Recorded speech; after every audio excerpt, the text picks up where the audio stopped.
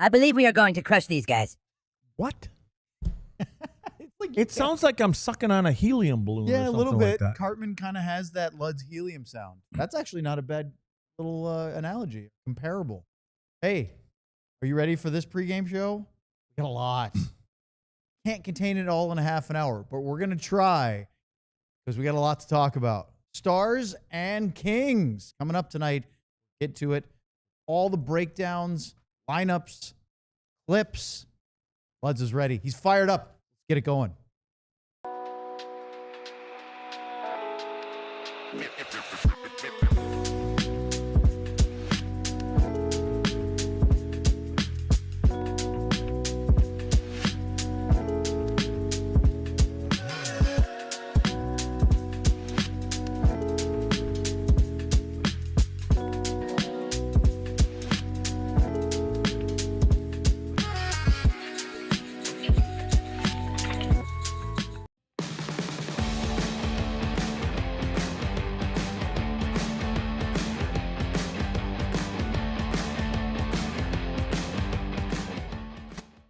This is the DLLS Stars podcast. It is Thursday night, October 23rd. We are getting ready for Stars Kings at the AAC alongside Craig Ludwig and our tremendous producer, Ryan Vaughters. He's been pushed to the limit. We are going tonight. to tax him heavily here. I'm Owen Newkirk. Thanks for joining us here tonight. Luds, we have a lot to get to, but before we do, we owe you a receipt. I already watched it. Remember the postgame show? I watched it. I pulled it up. I saw Our it. very own Craig Ludwig I know said, you guys would have to "No, ram it. I did not pick the Vegas Golden Knights to win the Stanley Cup." He goes, "I changed my mind and picked the Carolina Hurricanes." And you can pull the clip, and I know what I said. Luds had Vegas. Oh, no. I had Vegas. Yeah, I did. Because of everything I just got done saying earlier. Yep. Next. See, there's a part, but there is a part in there where I do say, I think it's Brenda Moore's time. I said, I think it's their time, which was obviously prior to that because I know I didn't say it after, but it's in there somewhere. So you guys are, you're like working for CNN or Fox News where you pull out that one little thing so you can throw the dude under the bus.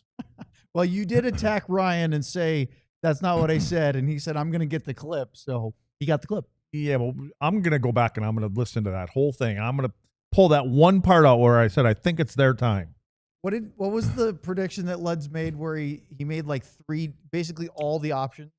There was one, I can't remember what it was. I don't think Ryan was here. I think that was last year. It might have been. There's one where Luds goes, well, like it might be this, it might be that, or it could be this. I'm like, you literally picked all three options.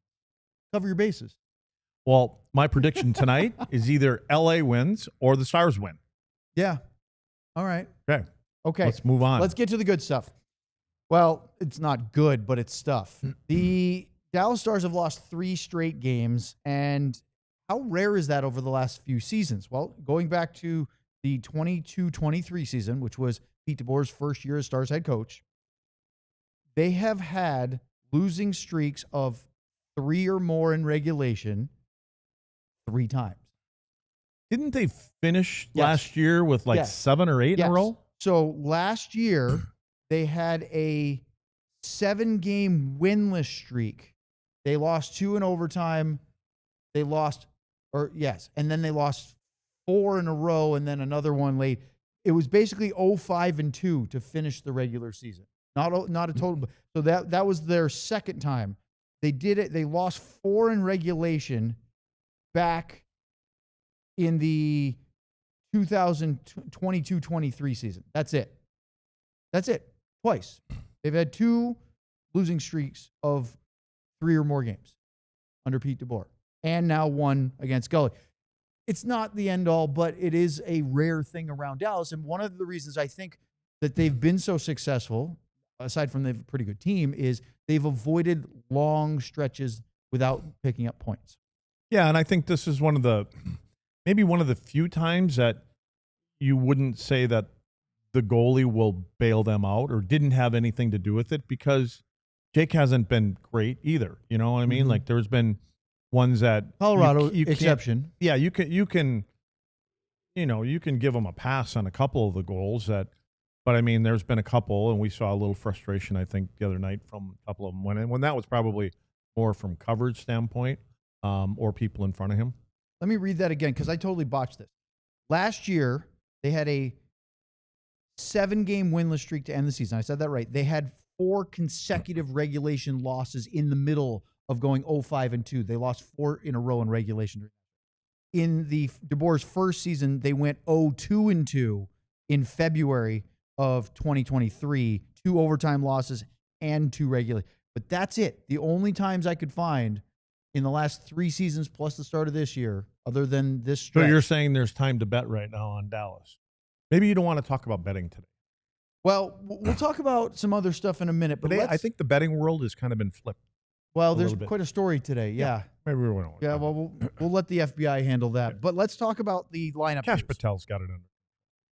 Matt Duchene will not play tonight. He's out again, which means that you will see a lineup that includes this. Now, this is not how they started the game the other night. As you can see, Sagan centering Adam Ernie and Colin Blackwell on the third line. Sam Steele moved up to where Sagan started in the game against the Blue Jackets with Hintz and Rantanen. Glenn Gulson called the game unacceptable, a 5-1 loss at home to the Blue Jackets, but he did like that line, and I want you to hear what Gully said yesterday after practice about moving Tyler to center and those 3 players playing together and finding something. Here's what I thought last night is I thought that he was with Ranson and Rupe, and I didn't think that they had a lot going. No one had a lot going in the first. So I made the switch. I thought Ern had some jump. And I thought that when Tyler went to center, he had more jump. When a guy's played as much center as he has, sometimes it is good to get them off wing so that frees them up to skate a little bit more, especially if a player of his caliber and IQ. Sometimes just getting you off the wing allows you to skate, and I thought he had some pop after. I don't know what you guys thought, but I thought he had some pop. We had some good shifts. I thought Adam Ernie skated well there too, and they created our goal, but they also had a couple chances. Sometimes when you play in the wall too much and you've played center, it's good just to get your legs moving. Well, that's not something we haven't heard from you before about having Tyler play in the middle at time. Look, if Matt Duchene is healthy, he's playing center. Tyler Sagan's playing his right side because they have great chemistry together. But I don't mind them moving Sagan into the middle of that line because it definitely, that trio, Luds, brought something in a game where not a whole lot was going their way. Yeah, I mean, for Tyler, I just feel that there's a lot of work that needs to be done along the walls. And, again, at his age, I don't want to even say that, but he's more of a free floor. I mean, he plays better when he doesn't have to stop and start. And the biggest thing and there was a couple examples, exiting the D zone, Tyler knows to be below the play. When he's playing in the D zone, they don't have the puck, Tyler knows where to be as far as supporting the defenseman. So it's a natural, to me, it's a no-brainer to have him there. But like you said, when Matt Duchene does probably a better job coming up the middle of the ice, and he's got a little bit more speed than Tyler does. And so I think what he's able to do is back people off, similar to what Hintz does for Robo Ren and who's ever playing on that line. And it creates little pockets and holes that Tyler can slide in behind. But I was sitting at the rink in Frisco this morning because my kids had early morning high school hockey practice. Always a joy. Just getting up part. Actually, it's nice to be there that early because there's nobody bothering you. And I got some work done. And I texted Luds because I was looking at the Stars' home penalty kill numbers. Not good. Dallas leads the NHL, or I should say they're the worst team in the NHL in home power play. Very uncharacteristic of this group, which was one of the better penalty kill units all of last year. They are a dreadful 33.3%, where 75% is not good. They're 33. They have given up, are you ready for this, 6 power play goals against on home ice in 9 times shorthanded. They've been scored on more than they've killed off so far this year. Now, I know that it's a short sample size and they'll probably be fine, but on the road, they're 10 for 11, 90%. What's going on with the Stars penalty kill right now? Well, I mean, we're going to show you pictures, but I also believe that I think the best two penalty killers are Steele and Blackwell. That's what I think. And I don't know if Rupe and Wyatt have it completely figured out yet. I get it why you'd want to use them, but I don't think they have it figured out. Anyway, let's go to the tape, some people would say. Let's go to it. Oh, let's go to what the fuck. But all you really have to do is on your PK, you want to keep things tight through the middle of the ice. Look at the lanes that are open here. This goes back to the Colorado game, which these are not all in Dallas. So I just told on that in the beginning. But it's the lane. This is a set play, okay? But the point is, look at where they are again. Look at the middle of the ice. And you can see the lanes that I'm talking about all the time that have a drive to that. Here's another one. There's nobody in a shot lane here because the offside winger always wants to get too far. And that's what bothers me. And what am I saying? Oh, shot here. So it's just a regular shot. But the point is there's nobody in a passing lane or a shooting lane. Look at where these three guys are. They're on the outside. Watch this puck come loose into the slot. Who's going to get it? Not anybody in a white jersey. It's going to pop out, and it's one of the Avalanche that gets the puck. And because of that lane, that loose puck there's no way. This is because of the offside guy. The offside high forward needs to be in that slot when the shot comes from over here. Anyway, they retrieve the puck, get it over a guy that can score from there, and it goes in the net. I mean, it's just that simple. We can go to the next one. That was Marty Natchez that made that play. He had a pretty good game. Yeah. He had a pretty good game. Okay, here's one at home. But again, you're going to see similarities. This part here, when pucks are loose, this defenseman on the blue line is a lefty. Okay, he lost the puck right here. So he's got it over on his backhand side, and this Radek Faksa right here coming at him. Now, he still hasn't even got the puck yet. I want you to see how close Radek gets to him. He needs to go. He's on his backhand side. Now's the time you can put pressure on. Watch how close he gets. Go. That's what I said. Go. So go to the next frame with the exclamation mark. Next one. Next. Right there. Now he's turning away. Now he's on his backhand side, and he's actually facing the wrong way. So, but Faksa here turns away. He turns to go back down the ice. And here's our offside guy again. Look at how far he is. Look, and then because he's so wide, he's over on the right-hand top of the screen here. He's not in the middle of the ice again. This is all open. Oh, there you go. You drew it. So, look at the space that's coming to the net. Now, at the end of this, and Jake has got to look through these guys. Nobody's touching. That's Boldy, isn't it, in front? It is. And he's going to get this goal. But look at where our two forwards are. Actually, one of them is a defenseman. Middle of the ice again, wide open. And then there's Thomas Harley. He's got his stick up in the air. He's actually going to take a swing at this puck. Like, again, if he's in a shot lane, even he can be in a shot lane because if you can't get to that guy in front, you got to play in front of him. You got to block a shot. What happens is shot comes through.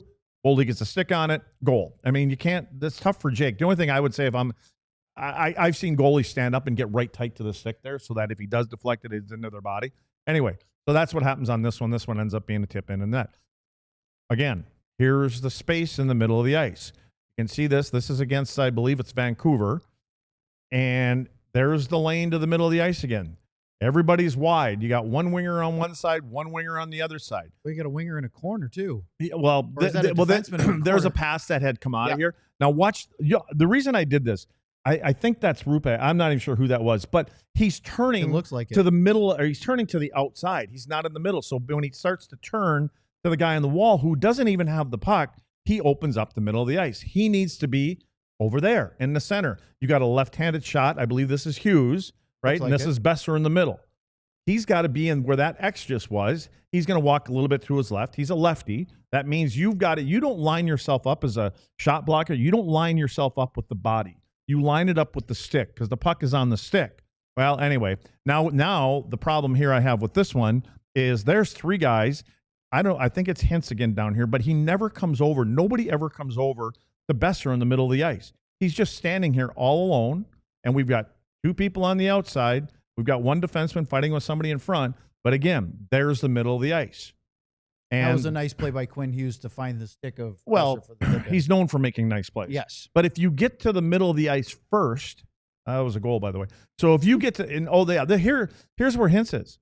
This whole time, he never comes into anywhere near the middle of the ice. Just stands over here. Same thing. Anyway, same thing.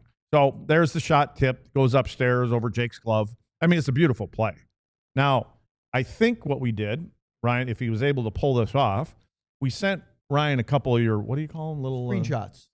Well, you sent it to somewhere there. Oh, I slacked it to him. Yes. Yeah. I'm not sure what that is. What is this? What's this writing going on here? Oh, I don't know what that meant. I think I need an eraser on this, but we still drawn. Oh, I know what that meant. WTF. Okay. Yeah. So I don't understand what's going on. They just want to leave the middle of that. Now, here's 2 quick clips. Don't even know where these guys are ranked. I have no clue how good they are, but we went, as we were just coming on the air, Ryan had to look at where all 4 Calgary players are. They're all inside the circle area. They take that space away. There's one shot. Next shot, same PK, I believe it is. But again, look at the red jerseys versus the white jerseys. They own the middle of the ice. And then I believe we have the New York Rangers. Rangers right now have the best penalty kill in the league, but that's because of their goaltender more so than anything else. But again, look at the white jerseys. They're all in the middle of the ice with the exception of one guy. That's, 3 guys on, around puck the net, on stick, one over pressure. here, everybody else in the middle of the ice. So there's the moral of the story. We get too wide. Our offside winger, the one that's away from the play where the puck is, he wants to spread out wider to cover somebody on the other side of the ice that isn't really that dangerous. When you're shorthanded, you have to give something up. Give it up from the perimeter. And again, it's not a 4-on-5. Everybody thinks it is. It's not. It's a 5-on-5. The goaltender counts. He matters. You have to give him the worst shots available when you're out there. And he's got to be your best penalty killer. All right. Thank you, Luds. That was fantastic. Can I go now? No, you have to stay. We have lots more to get to. We'll do that on the other side of the break here on the DLLS Stars Pregame Show. This is my favorite one.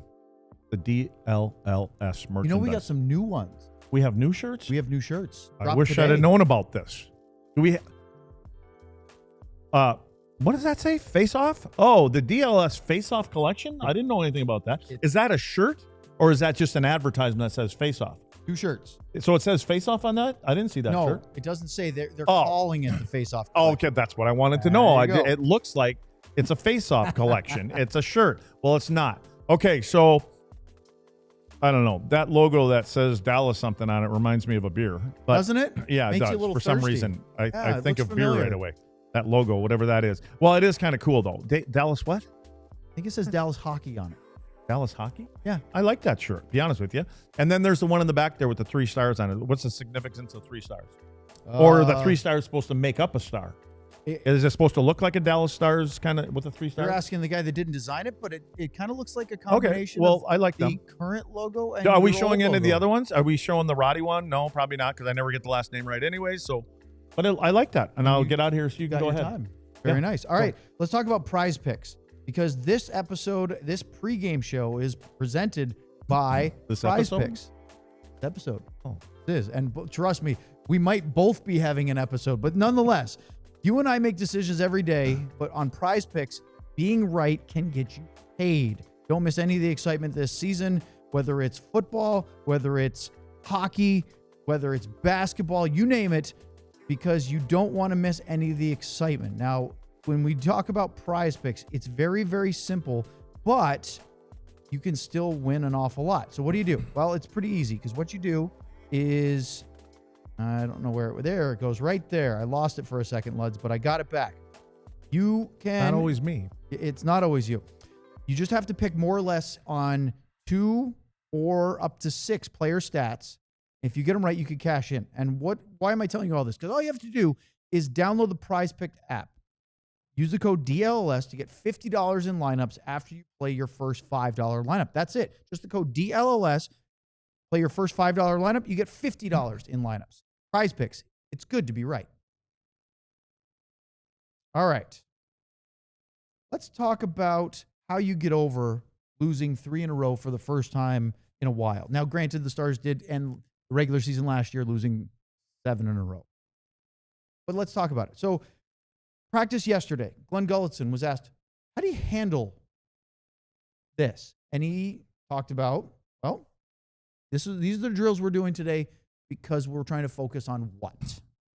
Yeah, just went over some D-zone coverage, went over our breakouts, just our transition today. The areas that we want to hit on, we just touched on in every of those 3 or 4 drills that we did today.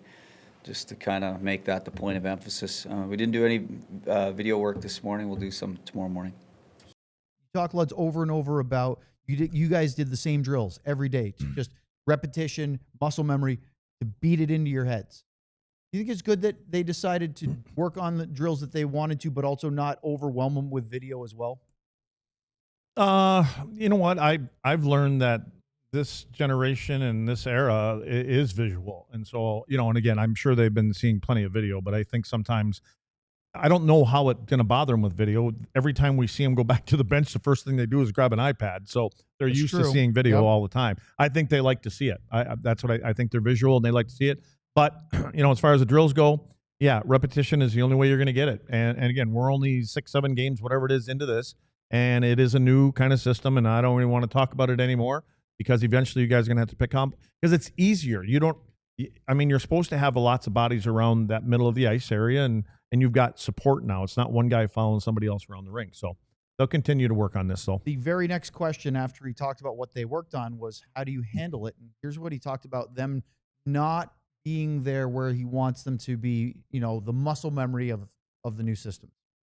Yeah, we're not there yet. So it'll happen fast. I'll probably say something unpopular here, but as much as I hated the score, there were things that we touched on that got into the game. So just from a coach, you're like, you know what?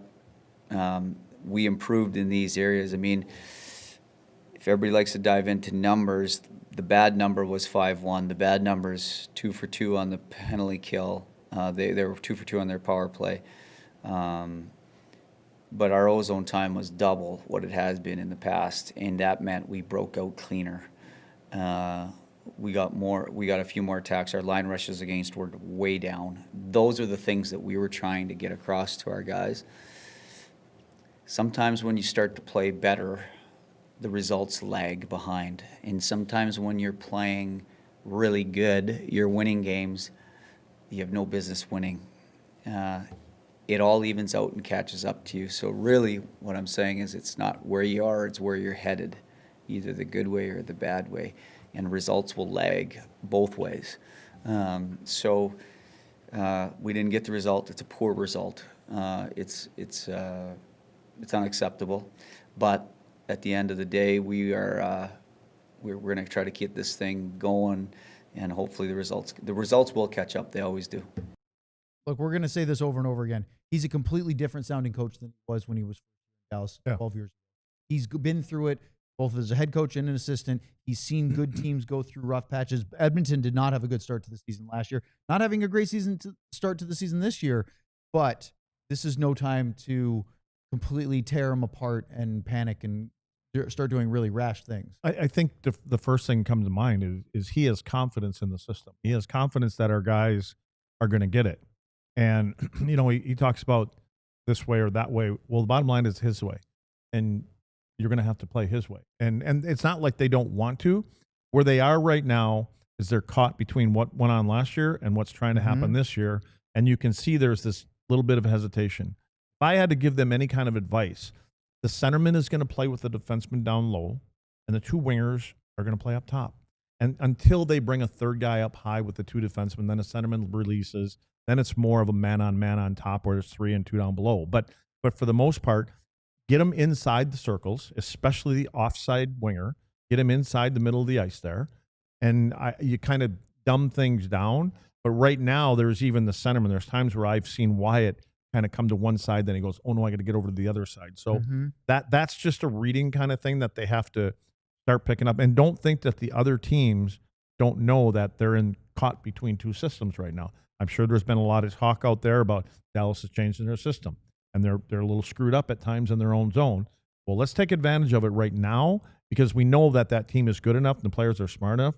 They're going to grasp it soon. And that could be another 20, 30 games from now. But when they do, and they take care of that end with what they can have going the other way, with a couple healthy bodies back, they'll be that team that we've seen for the last couple of years. One other thing, we have 2 more gully clips. One is this, which talks about dealing with the emotions of having lost 3. No, we certainly want to get out of the skid. I mean, you have a couple, you always have a harder day yesterday than you do today, right? The meetings and some video and stuff like that. And then today you got to bring life back into the thing. You got to breathe, pump air back into it and get going again. The beauty of it is, it's 24 hours of misery and then you're looking for the 24 hours of peace, right? So, we get to play today. So that kind of gets you back in that mode. What was it like, Luds? I clipped that because I wanted to use that as a precursor to asking you what the next day is after you guys, especially when you guys were really humming along late 90s, didn't lose a whole lot. But when you did, you lose 2 or 3 in a row. What's that next day like when you have to go to practice? You have to sort of face the music with the coaching staff before you gear up for another game the following. You know what? We were fortunate here because of the guys that we had, regardless of what the coaches, if they'd want to come down on it. We knew we were going to get out of it. We knew that we knew how to play, and we knew that they knew that we knew how to play, but they had to be the coaches. And so they did. And when I was in Montreal, it was a little reversed. Being a younger guy, we had the veteran guys, and there were times when the coaches would come in and start ranting and yelling and losing it. Someone would get up, close the door, and in their colorful words, they'd like, "Hit him. We know what we're doing here. We're fine." And they've got that kind of a group. And so, again, I don't worry about that group. They're going to buy in, and they're trying to fix everything that is being asked of them. I believe that they're going to be fine. It's just, again, we have to understand there's not the same pieces here, same bullets in the gun. You are not in a position now to outscore your mistakes like you may have a year ago or 2 years ago. That's not what it is yet. right now. Now the roster could transform either within. Well, don't think them guys upstairs aren't thinking. Oh, of course they are. But they're thinking. It could be players taking steps within the season and growing, especially the younger ones, or it could be making roster or even trades or something like that, moves later on. Gully, other one I asked him today, we heard him, and if you're listening on the ticket to Gully's weekly interview with the Hardline, I listened to it yesterday. He was asked about which analytics that he's really into. He says, because, shots on goal are something, but they're not the end all, right? They don't tell the whole story. He said scoring chances for and against are big ones. And the ones, then he talked about rush chances. And he went on to talk quite a bit about rush chances against and the numbers. He said 2 is a good target. You're giving up 2 odd man rushes against or less. That's great. You get into the 4 or 5 range. That's not good. Well, today I asked him the other side of it. How does he feel his team's doing about rush chances for, meaning going on offense in transition? Yeah, rush chances for, we've had a few last game, and what we looked at certainly last game was we didn't get any shots off them, right? So not only you need to create them, but you need to actually get something off them. And we had, I think, 3 and 4 in the first period where one was actually a shot on goal. And so we talked about a little bit, hey, when we get in those situations, it doesn't have to be the perfect play. It can be, let's get something on net. You look at, you don't want to go too far back, but they had a half line rush that they threw something on the net. They created a lot of confusion for the guys coming in. So more pucks on the net off those line rushes, but we do look at that every game. We'll see where we're at. Lots of the best line rushes come off breakouts. So if you're breaking out clean, you can get a good line rush. So, and the line rushes against. A line rushes for, then you got to make good when you break out. Thoughts? Listen, it's going to come down to some of the parts, right? I mean, they're expected goals for, okay, 5-on-5. They're 30th in the NHL. That's not great. Not good for a team that thrives on offense. Exactly. All situations, another PK, power play, all included, they're 22nd. But obviously, what's the difference? Because when they get on the power play and they have 5 guys in there, they create some chances. So, but here, I can just say, I just wish they'd load up their top 2 lines. That's what I think that would change a little bit if you start putting, this dude with this dude with this dude that are kind of on the same level. Mm-hmm. And then you can do that on the same second line, and then you have your 3rd and 4th lines. And LA's similar. They've got their top two lines loaded up and not much on the bottom 2. And they're not having a great start to the season either. But you got to be 3 lines deep in this league now to have consistent success. They don't have that right. Well, let's talk about the goalie matchup. As we see, it's going to be Jake Oettinger. We knew the Kings had an optional morning skate, so it was a lot of answers, but it is going to be Darcy Kuemper. They're doing the warm-up right now. Neither of these goalies, Luds, kind of a reflection of their teams, have not gotten off to the starts this year that anybody expects. Well, you know, you look at Kemper's numbers, and when I look over there at Jake's numbers, we're not used to seeing above 3 and an 896. No. I mean, he's a 905, 904, somewhere in that neighborhood. So, but again, a lot of not all of what's going on with him is because of what's in front of him, but there's some on him. Yes. And we've seen some that Jake probably wants to be better also. So it is what it is back there. Let's take a look at the Kings lines. The Stars defensive pairings, we have the card, but it's the same. You can flash it, Ryan, if you'd like, but it's the same 6 that we expected. So we won't spend a ton of time on that because there are no changes that way. Now the Kings, their forward group. No Andrzej Kopitar, their captain, who is on the trip, but apparently, according to head coach Jim Hiller, he's still a ways off. Now, Corey Perry, as you see, on the 4th line, made his Kings debut Tuesday night at St. Louis. This is his 2nd game as an LA King. He missed all the preseason and the first 6 games of the year due to a knee injury during informal skates. The weird part is this group, which was the #1 home record team in the league last year, is 0-2-1 at Crypto.com Arena, which is still weird to say as opposed to Staples Center. They were at 800 at home last year. So far, they haven't won in 3 games. I'm wondering if it still has something to do with the exit in the playoffs that they went through. You know, and they're a top heavy. That's what I was talking about. Their top 2 lines have combined for 102 shots. Okay, those top 6. Their bottom 6, 47. Now you may wonder, well, what does that mean about Dallas? Well, Dallas is 90 shots for their top 2 lines, as they were there. 27 bottom 2. That's half as many, more or less. That's a significant drop off. So it just kind of tells you where both those teams are, and they've got 2 top lines. Dallas could have 2 top lines. You know, we'll see how long. That's one of the things that I think can lead to what's going on. Well, they're truly missing do. Matt Duchene. They're also missing, I think, the leadership of Jamie Benn, because as we've talked about before. No, I was going to say juggling. And juggling. But I mean, I think it's on the Jamie Benn juggling point, a lot. He's not a rah-rah, get-in-your-face guy. He's a lead-by-example guy. Yeah. Hard for him to do that when he's on the sideline. Yeah, and Jamie, I mean, again, Jamie's going to play the game the way Jamie plays the game. He doesn't play it like when he was 25. But to me, I think there has to be some chemistry, some continuity between the lines. And I know Gully's looking to find things. I just think sometimes maybe we can roll with somebody. Like it sounds like, you're going to have that 3rd line. And was that what we're calling Sagan and Ernie? Yeah. It sounds like he likes what that is. Hopefully he stays with that tonight. Hopefully he pops Robo up on top. I don't know, but we'll see. But I think the whole juggling too much sometimes. I think you can tinker a little bit too much. Lastly, take a look at the Kings defensive group. I think with the addition of Cody Ceci, who is in a good spot for them, with Mikey Anderson, I brought in Brian Dumoulin. He's a veteran guy playing with Drew Doughty. You've got a veteran in Edmondson with the young Grant Clark. Pretty solid 6. Yeah, and that's a good way to describe him. Solid. I mean, Doughty's 35, 36 years old now, but he does. He plays his ball. He plays hard every night. Catch. He plays every night. Yeah, he plays his ball off. Well, there you go. Perfect way to end the pregame show. We'll be here for the full postgame show afterwards. Let's see if Luds and Ryan can cause our top of the line equipment to start smoking. We'll do no videos. Spinning. Whatever happens. Postgame after tonight's ESPN Plus and Hulu exclusive national broadcast. Check it out. We'll be watching.